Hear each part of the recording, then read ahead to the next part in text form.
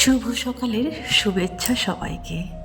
আজকে রাস্তায় এসে শুভ সকালটা, তাই না? হ্যাঁ, সকাল থেকে ভাবছিলাম কোথাও যাব না, তারপরে রান্না করতে গিয়ে দেখি শাকসবজি ঘরে কোনো কিছুই নেই। তো ভাবলাম চলো টুকটাক করে যাই, যদি শাকটা কিছু পাওয়া যায়। তবে এতক্ষণে কিন্তু বাজার নেই, বাজার উঠে গেছে। আর সব থেকে বড় কথা, যেটার জন্য বিশেষ করে বের হলাম, বাজারটা আজকে না হলে হতো, সেদ্ধ ভাত হলে হয়ে যেত।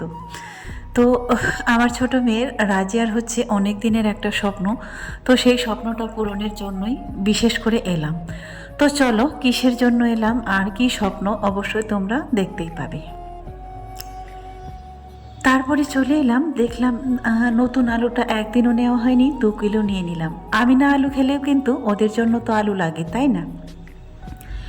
তো সেই জন্যই নিতে হয়। আমি খেলে হয়তো বেশি করে লাগতো, তো আমি খেলে হয়তো একসঙ্গে অনেকগুলো করে নেওয়া হতো, 5 কিলো কিংবা 4 কিলো করে নিয়ে চলে যেতাম।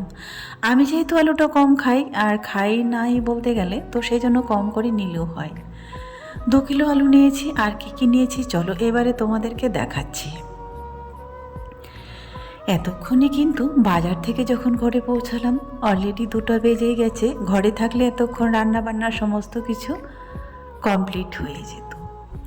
যেহেতু ঘরটাও দেখতে হবে, নামার সময়ও একটু আগে রেস্ট নিই। আর এই যে উঠলাম এখন উপরে, তারপরেও কিছুক্ষণ এখন রেস্ট নিচ্ছি, তারপরে হচ্ছে যাবো। চলো, অলরেডি এদিকে 1টা বেজে গেছে, রান্না কিন্তু এখনও হয়নি। বাজার গোছাবো, তারপরে রান্নাটা বসাবো। উপর থেকে উঠতে উঠতে হাঁপিয়ে যাই। বেশ কিছুক্ষণ এই বেলকনিতে বসেছিলাম, তারপরে কাজ শুরু করলাম। সেই 3তলা থেকে নেমে যাওয়া আবার উপরে ওঠা কতটা যে কষ্ট হয় শুধু আমি বুঝি। তারপরে আবার আমার ডায়াবেটিস, সেটা তো তিলে তিলেই বুঝতেই পারছি। যাদের যাদের ডায়াবেটিস আছে তারাই শুধু বুঝতে পারে এই দেহটাকে যে কিভাবে নিঃস্ব করে খুন করে দিয়ে চলে যায়, তো আর বলার কোনো ভাষা নেই। তারপরে যখন উপর থেকে নিচ থেকে যখন উপরে উঠি, তখন মনে হচ্ছে 5-10 মিনিট রেস্ট নিলে তারপরে হয়তো পুরোপুরি শ্বাস নিতে পারবো, এতটাই কষ্ট হয়। তারপরেও কি করব বলো, যেটা কাজ করতে তো হবেই, তাই না? নিচে থেকে সেরকম সুবিধা মতো ঘরও পাওয়া যায়নি। আর চলো, সবশেষে বাজারটা গুছিয়ে নিয়ে বসেছি এখানে শাকটা কাটতে। তোমাদের বলেছিলাম এর আগে আর কলাই শাক নিব না, কিন্তু তারপরেও আজকে মন মানছিল না, নিয়ে নিলাম। তবে আজকের শাকটা ডোগা মোটামুটি ভালোই ছিল। তারপরে চলে এসেছি রান্নাঘরে। ড্রেসটাও এখনও চেঞ্জ করিনি, বাজারে গিয়েছিলাম ওইভাবেই আছি। এমনিতেই তো রান্নার অনেক দেরি হয়ে গেল, তারপরে ভাবছি আর হচ্ছে ড্রেসটা চেঞ্জ করব পরে, চলো আগে রান্নাটাই বসিয়ে দিই। রান্নাটা বসিয়ে দিলে তারপরে পাশাপাশি আর বাকি যে কাজগুলো আছে সেগুলো করব। এটা তো আর কাঠের উনুন না যে বসে থেকে জাল দিতে হবে তারপরে রান্নাটা হবে। ভাতটা বসিয়ে দিয়ে আর শাকের জলটা বসিয়ে দিয়ে মোটামুটি যে কাজগুলো ছিল, লঙ্কা বাটা, চাল ধোয়া, চাল বের করা, সবজি কাটা, শাকটা তো কাটা হয়ে গেছে। তারপরে আজকে করব ডিম আলুর তরকারি, সেটাও ভাবছি সেদ্ধ এই কড়াইতে সেদ্ধ দিয়ে দিয়েছি, সেগুলোর খোসাটা ছাড়াবো আর ওদিকে ভাতটা দিয়ে দেব। তো চলো, এই তো রান্নাটা বসিয়ে দিয়ে বাকি যে কাজ থাকে টুকটাক করে করতে থাকি। এখন এদিকে আবার লঙ্কাটাও বেটে নিব। এই রান্না করতে করতে বাকি যে কাজগুলো থাকে সেগুলোই করা হয়। বহুদিন ধরে ভাবছি হাঁসের ডিম এই ঠান্ডার সময় খাবো। তো যাই হোক, হাঁসের ডিম একদম ওই রাজাবাজারের শেষের দিকে পাওয়া যায়, পঞ্চুর চকের ওই গলিটা দিয়ে। তো রাজিয়াও বলছিল যে মা, বাড়িতে যেমন যেভাবে খেতাম নতুন আলু দিয়ে আর ডিম দিয়ে বেশ সুন্দর করে মাখো মাখো করে একটা, এই সময়ে তরকারিটা খেতে কিন্তু ভালোই লাগে। তো সেই মতোই আজকে রান্না করব। যখন বাড়িতে ছিলাম তখন তো কোনোদিনও ডিম কিনে খেতামই না, বিক্রি করতাম। বরঞ্চ আমার 10টা 12টা 16টা 17টা করে হাঁস থাকতো বাড়িতে। আমার বাড়ি আর পুকুর আর জানালা এক মোটামুটি। আমি যদি ঘরে শুয়ে শুয়ে জানালাটা খুলে দিই তাহলে হাঁসগুলোকে দেখতে পাবো আমার হাঁসগুলো আছে কি না, কটা আছে বা নেই আছে। এত সুন্দর সুবিধে ছিল হাঁস পালার জন্য। তো যাই হোক, সেজন্য ডিম কোনো দিনও কিন্তু আমাকে কিনে খেতে হতো না, বাড়িরই খেতাম। বাড়ির যখন খেয়ে খেয়ে খেয়ে অভ্যস্ত ছিল, সেই কেনা জিনিসে কিন্তু কখনো পোষায় না। আমরা যারা বাড়ির জিনিস খাই কিংবা বাড়িতে যাদের সমস্ত কিছু সাজবাসের খেয়ে দিয়ে অভ্যস্ত, তাদের কিন্তু কেনা জিনিসে একটু কম ভালো লাগবে। তারপরেও বাচ্চার জন্য সব কিছু মানিয়ে নিতে হয়েছে। এটাই তো মেয়েদের জীবন, তাই না? মেয়েরা বিয়ের পরে আমি বলবো জীবনটা আর জীবন থাকে না। কখনো বাপের বাড়ি, কখনো পরের বাড়ি, কখনো বাচ্চার সূত্রে কিংবা কখনো বাচ্চার সুখের জন্য একটা মাকে যে কত কিছু ত্যাগ করতে হয় সেটা আর ভাষায় নাই বা বলি, তাই না?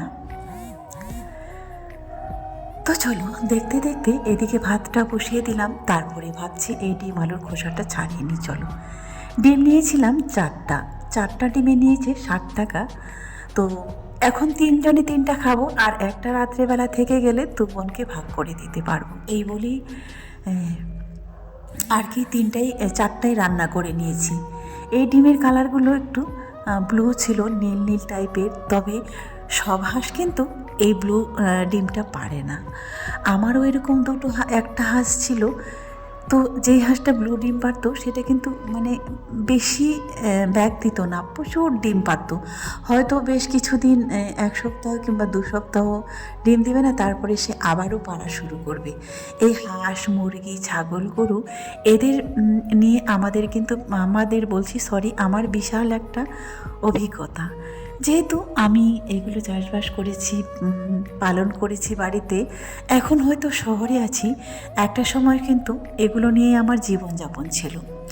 আজ হয়তো শহরে আছি, জানি না কতদিন থাকবো, কিন্তু সেই জীবনে আবার হয়তো ফিরে যেতেই হবে, তাই না? তো এই নিয়ে আমার কোনো সমস্যা হবে না। তবে আমার বড় স্বপ্ন, আমার একটা ছোট্ট বাড়ি হবে, আর বাড়ির পেছনে যদি ছোট্ট একটা পুকুর থাকতো, সেটাই এখনও আমি হাঁস মুরগি পালবো, এরকম একটা স্বপ্ন আছে। গ্রামের জীবনযাপন লোকে বলে গ্রামের জীবনযাপন অন্যরকম একটু, এটাও কিন্তু সত্যি। নিজের খেয়ে পরচর্চা করে তবে নিজের মতো করে বাঁচতে গেলেও বাঁচা যায়। তবে আমার শ্বশুর বাড়িতে কিন্তু সেই সিস্টেমটাই ছিল যে আমাদের বাড়িতে কেউ আসতো না, আমরাও যেতাম না। কোনো কিছুর প্রয়োজন হলে সেটা সে বাইরে থেকেই বলতো। আর আমার ঘরে আসতো বেশিরভাগ, কেন, ওই যে বললাম ডিয়ার বাবার তো ডাক্তার ছিল, তাই না? এই সূত্রে কিন্তু সকাল বিকাল সন্ধ্যা আমাদের ঘরে লোক আসতেই হবে। আমাদের যেহেতু ওষুধ দোকান ছিল, আর রিয়ার বাবার যেহেতু পেশা ছিল সেটা, সেজন্যই আসতো। আসলেও কিন্তু আমরা যে তাদেরকে নিয়ে বসে বেশ কিছুক্ষণ জমিয়ে গল্প গুজব করবো, সে নিয়মটা কিন্তু ছিল না। তো চলো, বলতে বলতে আজ অনেক কথাই বলে দিলাম। মন মতো করে রান্না করব ডিমের তরকারিটা ভেবেছিলাম, তো সেই মতোই আজকে রান্না করছি। আগে পেঁয়াজটা ভেজে নিয়েছি, তারপরে দিয়ে দিলাম মশলাটা, তারপরে টমেটো। এবার বেশ কিছুক্ষণ লবণ, হলুদ সমস্ত রকমের মশলা দিয়ে কষিয়ে নেব, তারপরে দিব আলুটা। তবে মেদিনীপুরের ডিম রান্না আমি দেখেছি গোটা গোটা আলুটা দিয়ে দেয়। তার ভিতরে কিন্তু কত মশলা ঢোকে কি ঢোকে না আমি জানি না, তবে আমি কিন্তু আলুটা পুরোটাই ভেঙে দিই। এই তো আধা ভাঙা করে দিয়েছি আলুটা, শুধু পুরোটাই যে ঘন্ট করে দিয়েছি তা না, তবে কিছু কিছু গোটা গোটা ছিল। এই আলুটা ব্যাস শীতের সময় এরকম রান্না কিন্তু গরম ভাতে জমে যায়। তবে ডিমের যা দাম, মনে হয় না আর দ্বিতীয়বার নিতে পারবো কিংবা কিনবো, হয়তো এবছরের এটাই খাওয়া শেষ। তবে বড় মেয়ের বাড়িতে গেলে কিন্তু খাওয়া হয়, কারণ তার ঘরেও তোমরা দেখেছো সে আমার জীবনযাপনটাকে সেম টু সেম বেছে নিয়েছে। তার ঘরে গেলেও মুরগি, হাঁস, ছাগল, শুধু গরু নেই, গরুটা আমি বারণ করেছি, যেহেতু বাচ্চা ছোট আর ওদের মাঠ একটু অনেক দূরে, তো এত দূরে তো যেতেও পারবে না, তাই আমি বারণ করেছিলাম। বাচ্চাগুলো বড় হবে, বাচ্চা তারপরে নিলে একটু সুবিধা হয়। এই তো ফাইনালি রান্না কমপ্লিট। এবার রাজি আর আমি খেতে বসেছি। রিয়ার কাল থেকে একটু শরীরটা খারাপ, জ্বর জ্বর মনে হচ্ছে, তাই তাকে ডাকলাম। ও বলছে মা একটু পরে খাবো। তো যেটা বলতে চেয়েছিলাম, আমার ছোট মেয়ের একটা স্বপ্ন পূরণ করতে যাচ্ছি। সেটা হচ্ছে ও অনেক দিন ধরে বলছে মা আমি নাক ফুটা করবো, আমি নাক ফুটা করব। এই নাক ফুটার সূত্রেই কিন্তু বাড়ি থেকে বেরিয়েছিলাম। তারপরে যখন পার্লারে গেলাম তখন দেখলাম পার্লারটা বন্ধ। দিদিটাকে বললাম, বলছে এখন তো আর দোকান খুলবে না, একবারে সন্ধ্যের সময় চলে এসো। বন্ধুরা, খাওয়া দাওয়া এইমাত্র কমপ্লিট হলো। আর রিয়া খায়নি, ও একটু পরে খাবে বললো। ওর কাল থেকে একটু শরীরটা খারাপ। রাজিয়া আর আমি খেলাম। এখন কটা বাজে বলো তো? 2:40। একটাই বাজারে গিয়েছিলাম। বাজার থেকে এসে শাক টাক কেটে, তরকারি শাকসবজি সব কিছু কেটে কুটে পরিষ্কার করে রান্না করে এইমাত্র খাওয়া দাওয়া হলো। তারপরে চলে এলাম গাছগুলোর কাছে। গাছগুলোর কাছে এসে মনে হচ্ছে সারগুলো দেওয়ার পরে মনে হয় কিছু কিছু গাছ মরে গেছে, এরকম পাতলা পাতলা মনে হচ্ছে আমার কাছে। তো চলো একটু তোমাদেরকে দেখাই। একটু রেস্ট নিব। শুভ সেই তখন থেকে ছোটাছুটি করেই যাচ্ছে, একটু রেস্ট নেবো। রেস্ট নিয়ে বিকালে হচ্ছে একটা জায়গায় যাব বলতে। রাজিয়া বলছে আছে নাক ফুটা করবে। ওর এখনও নাক ফুটা হয়নি, 9-এ উঠে গেল, এখনও নাক ফুটা করা হয়নি। আর রিয়ারও হচ্ছে 10-এ উঠেই করেছিলাম। এরও আসলে ফুটা করবে ওরা দেখে কিন্তু ভয় লাগে আমার। সকালে যখন বাজার যাই তখন গিয়েছিলাম, দোকানটা ছিল না, খোলা ছিল না, বন্ধ ছিল। তো বললো যে বিকালে খুলবে। দেখি যদি বিকালে খুলে তাহলে ভাবছি আজকে ফুটো করে নেব নাকটা। এই সারগুলো দেওয়ার পরে আমার মনে হচ্ছে গাছগুলো যেন একটু একটু করে মনে হয় এখানে পাতলা হয়ে গেছে। তো আমার মনে হচ্ছে মরে গেছে নাকি বলতে পারবো না। হ্যাঁ, হতেও পারে গোড়ায় দিয়েছি সারটা নাকি আমি তো জানি না। আর এইখানটাও ছিল অনেকগুলো গাছ, এটাতেও দিয়েছি। আর এইগুলা কিন্তু এই যে এটাতেও দিয়েছিলাম, তো এইগুলো মোটামুটি একটু বড় বড় হয়েছে। এই যে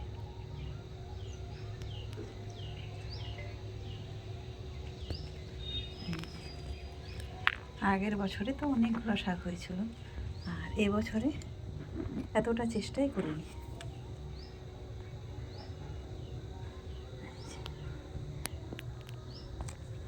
লঙ্কা গাছটার একটা ফুলও বাদ যায়নি, যতগুলোই ফুল হয় ততগুলোই লঙ্কা হয়। এইখানে একটা ফুল হয়েছিল, এখানে লঙ্কা হয়েছিল, আর এখানে একটা হয়েছে, এই যে এটা এখানে ফুল ছিল, এই যে এটাও লঙ্কা হয়েছে। একটা ফুলও আর কি বাদ যায়নি। আর এই যে এই দিকটাও